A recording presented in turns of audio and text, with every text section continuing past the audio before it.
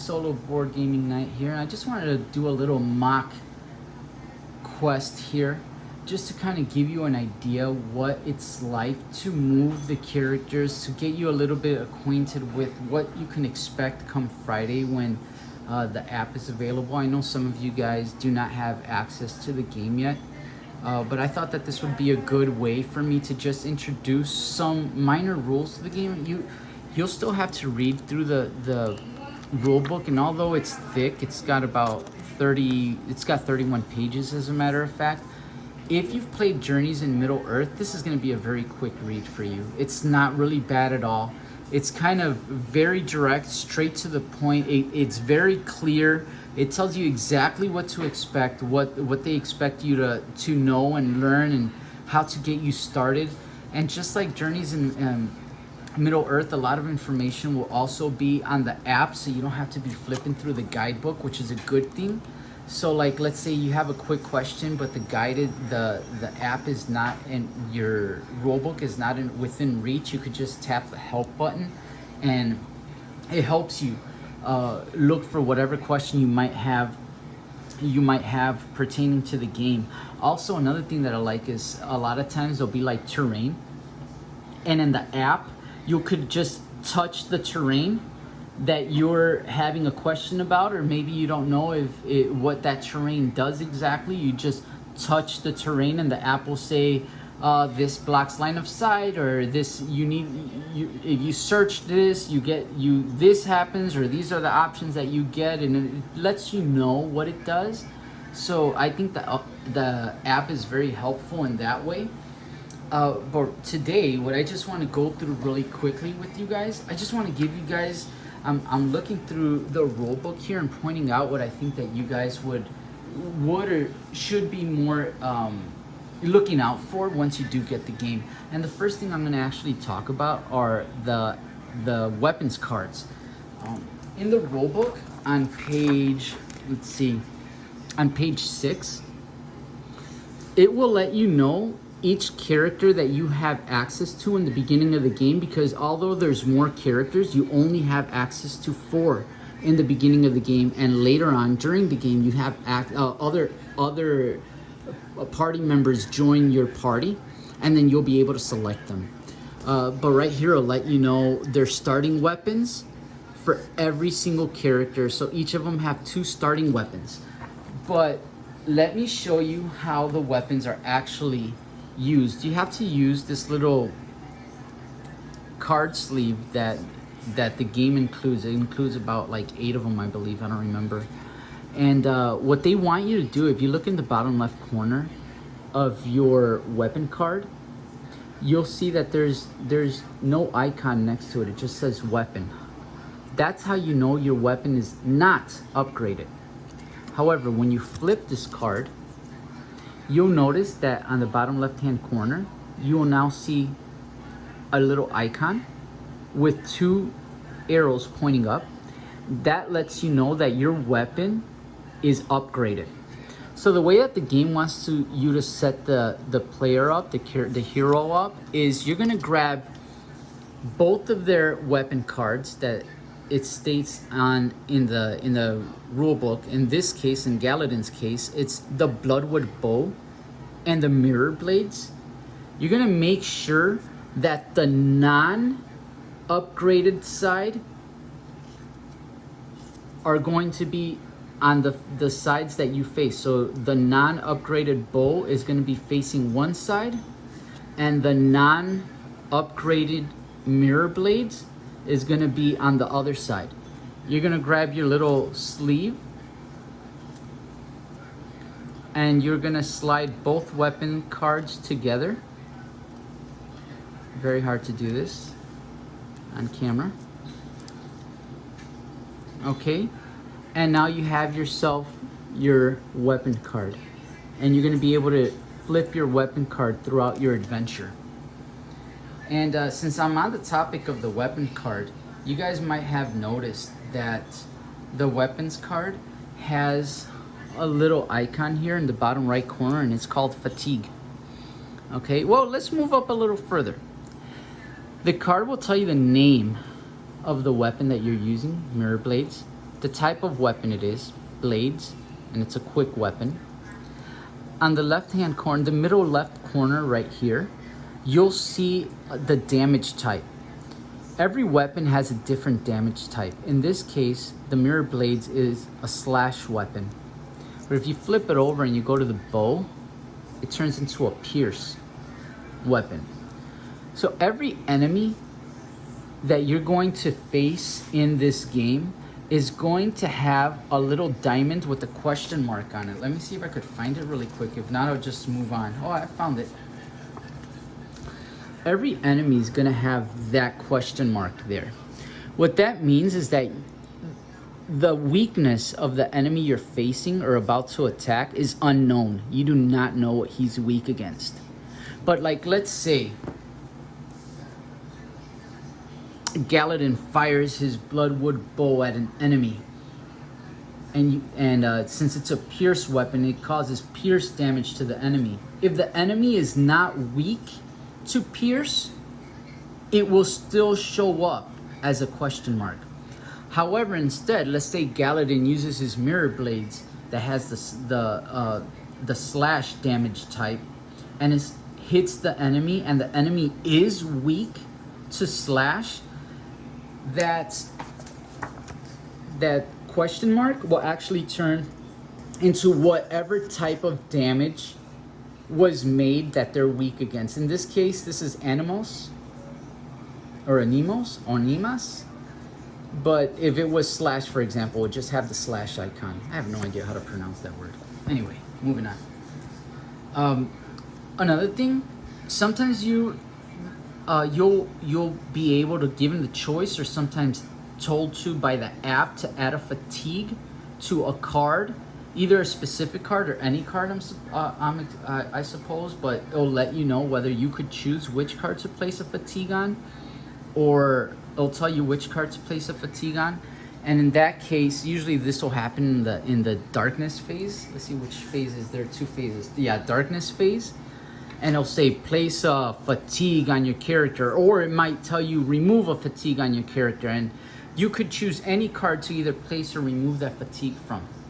Okay, so let's say right here, let's see this. Yeah, he has a fatigue ability right here. Galadin, if you noticed here, he has a fatigue ability. That means that if Galadin uses 2 fatigue, during your attack, add 1 success. A star means a success. So when you roll a star, that is equal to 1 success. If the enemy is 3 or more spaces away from you, reduce this ability's cost by 1 fatigue. So if that enemy is 3 or more spaces away from me, it would cost me just 1 fatigue. And I would place 1 fatigue on the card. Meaning that on my next turn, I decided to place another fatigue on my card. It depends. If the enemy is adjacent to me, that means he's less than 1 or 2 spaces away from me. I would not be able to do this ability anymore, because that means I would have to use 2 fatigue tokens, and you can only use you can only have a maximum of whatever fatigue number is printed on here. So if I tried to do this attack while there's use this ability while there's already a fatigue token on this card, I would not be able to use this ability, because it would bring my total to 3, for example, and this card can never have more than the printed value that's on the card. However, if that enemy is 3 or more spaces away from me, I can reduce this ability cost by 1, and therefore it would just cost me 1. And since that keeps me within the limit, I can go ahead and use that ability once again, and just follow whatever the card tells you and do it. Now, how do you remove the fatigue tokens from your card? Sometimes the app tells you to remove a fatigue from your card. So there's good cards. So there could be probably many ways. Granted, I do not have the app yet. I've just read the entire rule book, and I've also played Lord of the Rings enough, Journeys in Middle Earth, to know how the app works a little bit. So sometimes the app will say place a fatigue on one of your cards, and then you'll just place a fatigue on one of your cards. Or opposite, it may say remove a fatigue from a card. So you could just say, okay, I'll just remove a fatigue from this card. Another way that you could do it is through the actions that your characters could take. Here in the rule book, you see that the characters each have 5 different abilities, actions that they can take. They can maneuver, fight, explore, ready, and unique. Unique is talked about later. But let's talk about ready. Ready is how you actually remove the fatigue tokens. So like, let's say out of the 3 actions that you can take, because each character, going back to this, can take, during their turn, each hero may perform up to 3 actions in any order. And it says here, 1 maneuver action and 2 additional actions of their choice. So it would be 1 maneuver action and 2 additional actions of their choice. It also lets you know that a hero can perform the same action multiple times. There's something else I want to add to that too. But like, let's say for example, I want to remove this fatigue from this card. I will use a ready action. I'm going to remove both of these fatigues and flip my card over. Now that my card is flipped over, I no longer have any fatigue on that card. I can keep using, now in this case, my mirror blades until the mirror blades has fatigue on it. And let's say, oh, I want to remove that fatigue. I do another ready action, remove the fatigue token, and flip my card over. Going back to the card, there's something else I want to show you here. As the bow, let me tell you what the icons mean here, other than fatigue and the damage symbol. Up here in the middle right side of the card, you'll see this arrow with the number before it. That means the range that this weapon has. In the case of the Bloodwood bow, it has a range of 4. And below that, it tells you how much damage per success this bow will give an enemy. In this case, it will give you 2 damage per success.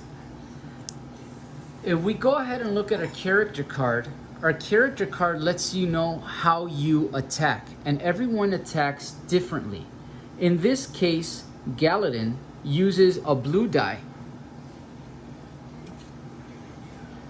to roll an attack. And depending what he rolls is what would happen to you. For example, the die has different symbols on it. And namely, you'll see the surge icon, which is that lightning bolt symbol. You have the plus icon, which I'll talk about in a second. And you'll have the star icon, which is actually what's considered a success in this game. So if Galadin rolled, let's see, is there one with just stars on it? Yes, there is. Okay, 2 successes, and we go back to his card, he will give 2 damage per success. So his damage would be a total of 4. Now keep in mind, every extra card that you buy, equipped, have, and maybe even on your character card can change the abilities that you have, meaning they could change the amount of successes that you have. Maybe an ability will say add 1 success for every attack you roll. I'm just throwing it out there, but I'm guessing, but that's more or less what's going to happen. You just follow the instructions and move forward. The enemy on the app will also have shield defenses. So like, let's say in this case, I rolled 2 successes for 4 hit points. If the enemy has a number 2 with a shield on it, what's gonna happen is that from that 4, the enemy may defend up to 2. It could be 0, so that means you will be able to still hit for 4. It might be just 1, and that means you'll hit for 3, and it might defend for the entire 2, and then you'll just hit for 2. So it all depends. It's kind of RNG. The app kind of just like throws a random generated number out there just so it kind of keeps you on your toes constantly. And that's one thing. And obviously every different weapon is probably going to be able to give an enemy some sort of status, and the enemy could give you a status, and those are things that just happen pretty much in any game. I'm just showing you the basics, things that I think really stood out, and how the information you might need to know most before you get started here. Let's see if I missed anything here. Oh yeah, the surge icons. So like, let's say you roll the surge icon by that little, there you go, that little lightning symbol right there. That's a surge icon. Well, in your character card, and in this case also in your weapons card, but let's start in your character card. Down here you'll see a surge icon, and then if you pulled out a surge, you just follow whatever it's stated there and do whatever it's done. And I believe both sides has a different, does it?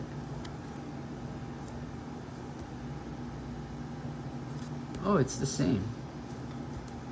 It's the same for this guy. When it comes to the surge, it's the same, but the ability is different. But the surge is the same. It'll say add one success, then you may suffer 1 fatigue to prepare 1 card. So you'll suffer a fatigue and put it on any. You'll add 1 success to any roll that you do, to the roll that you did that gave you the lightning bolt. So for example, if you rolled the success with the lightning bolt and you use the lightning bolt, you'll be able to add a success, so it'll be 2 successes. And then you may suffer one fatigue to prepare a card. Keyword may. You don't have to, you may do so. And then you could go ahead and prepare a card for free using the surge ability for Galadin, for example. That's actually a pretty cool ability if you ask me.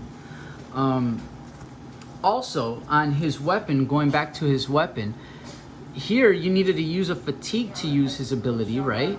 But on his other side, using his mirror blades, if you rolled an unused surge token, you could go ahead and use this ability instead, which says during your attack, add 2 successes, which is awesome. That is awesome. If there are no heroes adjacent to you, add 3 instead. Can you imagine if you feel like you're surrounded by enemies and you need to at least dwindle their forces down a little bit, and you grab a surge? How awesome that has to feel playing Galadin. That's cool. I don't like his character art. I love that ability. And you know what? I'm gonna be honest, I think the more that I'm seeing this, I'm kind of starting to like it a little more, although I still think it's ugly. But that's beyond the point. Let's just keep moving here. Same thing is with defense here. It tells you Galadin, how he defends, and other cards might also change what it is that you are you could, maybe you have armor that lets you roll, gives you a +1 to your defense, for example. So in this case, Galadin rolls his black die, and he has 2 successes, and I could place 2 fatigues on his card, which will land me to its limit to get 2 more successes. So if the enemy damaged me for 5, I just blocked 4 of the 5. Pretty simple, really straightforward, easy, not hard at all, especially if you've played Mansions of Madness, and especially if you've played Journeys to Middle-earth. Right here also as well, we already talked about attack and defend. Here comes the might. Okay, so every character, sometimes there'll be a test that you can do. It'll say test your agility. So you roll and you test your agility, and if you roll 1 star, you're gonna get a +1, so you'll have 2 successes. Same thing for insight. You'll actually lose a success for every time if you have to test using insight. And that's pretty much about it. The rulebook lets you know and goes into much more detail on testing. I was trying to flip through it real quick. Yeah, that's basically it. Basically what I told you. That's how you test. And You usually test with this, it seems. And you just go ahead and do whatever the game tells you to do and move on. Another important thing I wanted to talk about here was movement. Over here on the top of the card, above the life, you'll see a number and this icon. This icon means your movement or maneuverability. So basically, Galadin here has a movement of 4. Varix has a movement of 3. Both their sides are the same when it comes to movement here. Nothing changes, just that ability over here and the amount of fatigue that you can place on the card. And movement is quite simple. Let's put Galadin here, for example. All the spaces here around Galadin are considered adjacent, and 4 movements is 1, 2, 3, 4, or 1, 2, 3, 4, or 1, 2, 3. Why would you move that way? I don't know, but 1, 2, 3, 4. You know what I mean. 1, 2, 3, 4. You can move anywhere that's not occupied by an enemy. Now, if there is an enemy, for example, here, okay, and Galadin wants to move past this enemy, and Galadin has a movement of 4. The moment you go adjacent to your enemy, you become impeded and you lose the remainder of your movements. So I have 4 movements. I'm gonna move 1. I'm impeded. I can't move the other 3. Let's say I'm like, well, I don't want to be next to this enemy. I'm going to attack him. You could attack him, but let's say I don't want to be next to this enemy. I'm going to move away from him. Since I'm still adjacent to the enemy, when I move, I'm only going to be able to move once. That's what happens when you're impeded. So whenever you're adjacent to an enemy, you become impeded, and you'll only be able to move away from the enemy 1 space. Another thing that I would like to point out, and I actually want to go to this little fake setup that I made, this little fake pretend practice quest that I made. Right here, you'll see, let me see if I can place this down here. Oh, before I go there, let's go to the dials real quick. Galadin, as you can see here, he has a health point value of 9. So you'll grab your trusty little dial, move it to 9, and then while the enemies attack and whatnot, you go down, obviously, and hopefully you don't reach 0.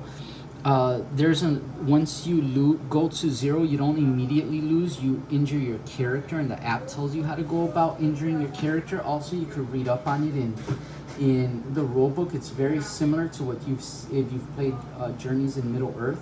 It gives you another opportunity. But you may be impeded because you'll be given one of these cards, and it's like an injury card, and it'll tell you what happens to you because you are injured now. And they are also double-sided. One side has a minor injury, and then one side has a major injury, and the app will always instruct you which side to use when you have to use it. Also, if you were, like, let's say at 7 health, and like I mentioned earlier, Galadin is of 9 health. Let's say I heal for 3. I can never heal more than my maximum health. So I would lose any excess health points. So you can only have a maximum of what your health is. Alright? I think that's pretty clear. Now another thing I want to talk about here are the enemy figures. And as you could see here, I ended up using one of these little tiles to give you an example how enemy figures work. So like, let's say if there's more than one, I don't know the name of this ugly creature, but ugly creature 1, 2, and 3 are out, but you want to be able to distinguish them from one another. You're going to have different colored tiles that you're going to actually put underneath their base, and that's pretty much going to be able to tell you, all right, this is the orange enemy, and then the other enemy might be the green enemy, and the same enemy of this is the purple one, and the app will tell you, okay, the purple one moves, the orange one moves, the yellow one moves, and you'll also be able to know who you're attacking, and the app keeps track of who you're attacking by the color of the enemy base. Another thing that the app kind of puts out there for colorblind people, my nephew is actually colorblind, so it would actually help him very much. Personally, myself, I'm not colorblind, but it would help my nephew. There's notches right here, and as you can see, this one has 3 notches. The app will tell you, let's take this little thing out.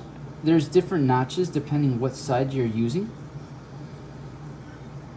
See? The app will tell you for the color-blinded people, the character with 2 notches is the character that's attacking you. The character with 3 notches is the kid, and so on and so forth. So it's just a way to help colorblind people out, and I think that's actually a cool thing to do. Now we're going to talk about big figures and what happens with a big figure if, like, let's say a big figure is between 2 types of elevation, between a higher and a lower elevation. If I just put this figure here, the figure will flop down and fall over, right? That's where the riser comes in.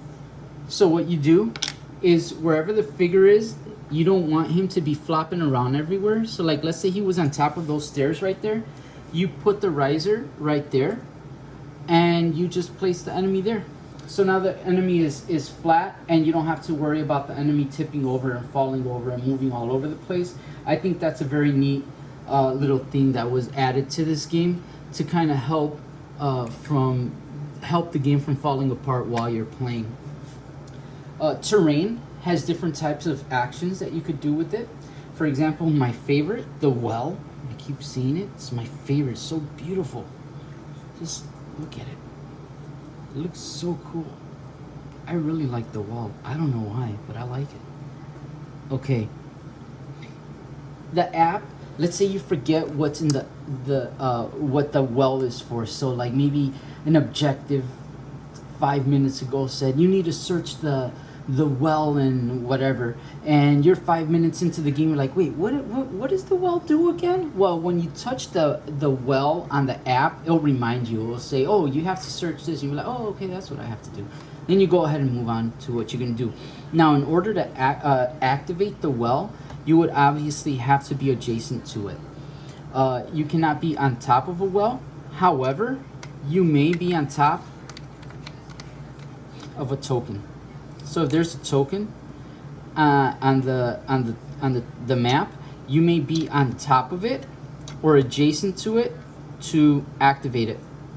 Now this is an Explorer token. There's 2 different types of tokens, and I quite don't remember the name of the other one because there's 2 sides. There's the Explorer token, which I told you about. But then there's another token, this is activated. It's a site token. There you go. These are activated all on their own. As a free action, it does not cost you anything. So like, let's say you had this map here, and there's a site token right there. As long as your character is adjacent to or on that site token, you then grab, there's on the app, you'll see, let me see if I could show you what that looks like, because that would be an actual good thing. Okay, like right here. On the app, you'll see, like, let's say the token's right here. You would touch the character that you're using, and you would drag it to that token, and then it will activate, okay, as a free action. And then the app will instruct you, okay, you remove the token from the map, and then add this part to the map and this and the other, and that's where the chest and the trees and the barricades and the terrain and the pillars and the stairs and all that and the enemies come to play. That's how you'll get them into the game. Going back to this app thing, one thing I did want to let you know, that when you do play the game, you're going to see that there's going to be 2 icons up here, and they look like this. Okay, if you touch on the app, the left icon, which is the map screen, it will take you to this screen right here. And this screen is where you're gonna see where all the action is gonna take place, where all the characters explore, move, walk, the enemies walk, how you can interact with the environment, the terrain, and all the tokens and doors. Now, if you're going to attack an enemy or need to see enemy info, you're gonna touch the top icon here on the right. You're gonna touch the enemy icon and it's gonna bring you to this screen. And this is how you're gonna attack the enemies. And the enemies, how you attack them, it's easy. So let's say I'm Galadin, I'm gonna touch Galadin and drag my finger to the enemy I wanna attack and let go. And then the app is gonna ask me, okay, Galadin is going to attack. Which weapon is Galadin using? Is he using his mirror blades, or is he using his bloodwood bow? And then you go ahead, you choose which weapon he's going to attack with, and proceed with the attack the way I had mentioned earlier. The way you use the successes, how you use, you could use fatigue to add to successes. And just in case I forgot to mention that, I'm just going to go like this. That plus right here means that I could grab a fatigue, place it on a card, and turn that plus into a success. Just in case I forgot to say that. And move on with the attack. And the game will guide you as to how to do it. Another thing that's pretty cool, and also the game shows it, the app, the rulebook tells you, let's say you're looking at this map and you don't know what's adjacency or what range anything is. So what you'll do is you'll touch any part of the tile in the app, and then it will let you know adjacency and range for every character. So you'll just touch, not every character, you just have to touch that part of the map, and that they'll let you know what's adjacent and what the range is to that particular tile that you just pressed. See, going back here to the map, my little mock quest, if you notice, I'm going to try to close up a little bit more. You're going to see that I have our two heroes in the beginning of the map here, and they're entering this cave, this castle, and they don't know what's going on. There's a chest right there before, right in front of one of the trees, and you cross a little passageway, and you're gonna see that there's gonna be some barricades that they cross. There's gonna be some stairs that they head up, and they're gonna have to interact and figure out how to open this gate. And once they get to the gate, they're gonna have an enemy waiting for them on the other end, with another locked door behind them, with a bookshelf, a lectern I think it's called, and two tables waiting to be searched and explored. Now I'm going to show you how some of these pieces of terrain work. Okay, when it comes to the well, you're just going to activate it by you could search it by being adjacent to it, going to the app and interacting with it. The way that you could interact with the chest, for example, you can be adjacent to it, and you interact with the chest using an action. And the app will guide you in what it is to do. So maybe you'll be locked. Maybe you'll have to do a test your strength or an agility or whatever it is that you have, your will or whatever it is, and it'll open, and maybe it'll just open. Who knows? Maybe you'll have to find a key to open it. I don't know, but I'm pretty sure the app's going to do it. When you are trying to decide line of sight, what I did want to let you guys know is what line of sight actually means in the game. Let's say we have an enemy here. If you can draw a line from the center of your character to the center of the enemy, you have line of sight. If something impedes you, it blocks your line of sight. Let's say, for example, the tree is here and the enemy is here, and Galadin is trying to shoot that enemy. He cannot, because the tree blocks his line of sight. Another thing I'd like to let you guys know about line of sight is if Galadin is in this space up here. He can cross between two pieces of terrain, like so. Okay, but he cannot pass through terrain. He would have to go around it.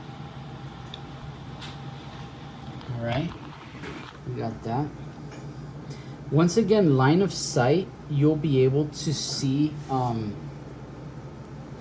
it in the map if you tap on any side, any tile on the map. So if you need help with that, that'll let you know. Now, another thing that stood out to me was actually the barricades. The barricades serve a purpose that could benefit both the heroes and the enemies. And what happens here is if a hero is attacking an enemy that is adjacent to a barricade, that hero is going to get one automatic success.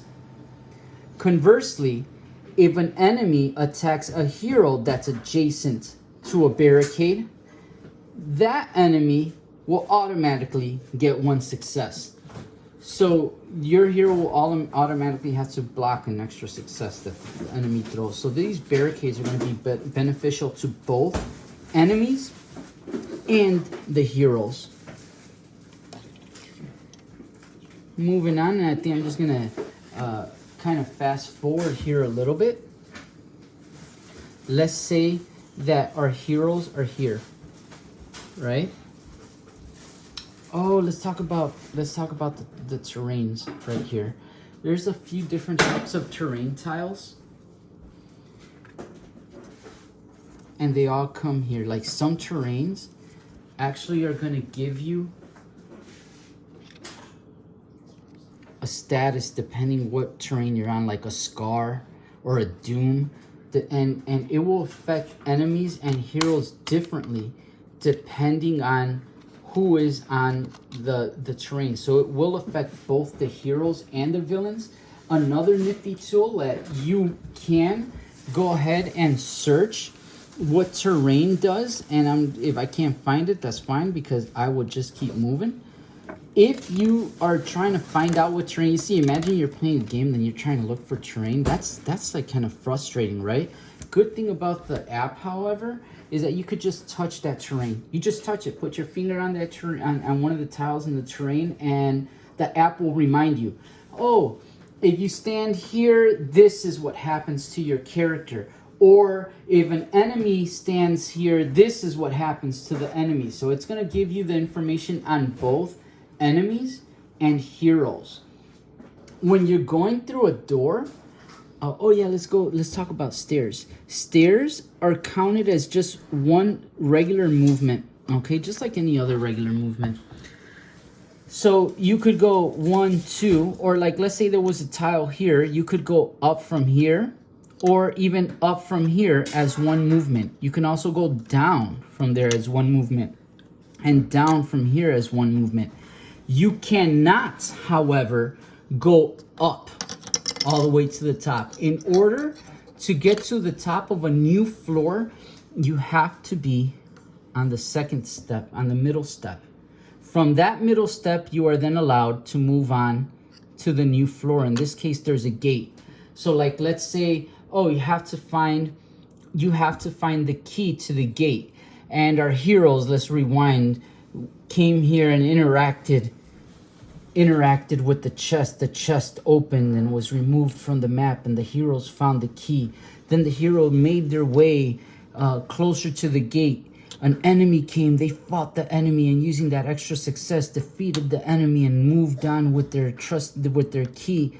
And then they interact with the gate using that key, and they open the gate without falling down because they are heroic. You can then go ahead and pass through. Now, the reason I wanted to do this was because if there is a door here, you do not have line of sight to anything in the room here. on the other side of the door.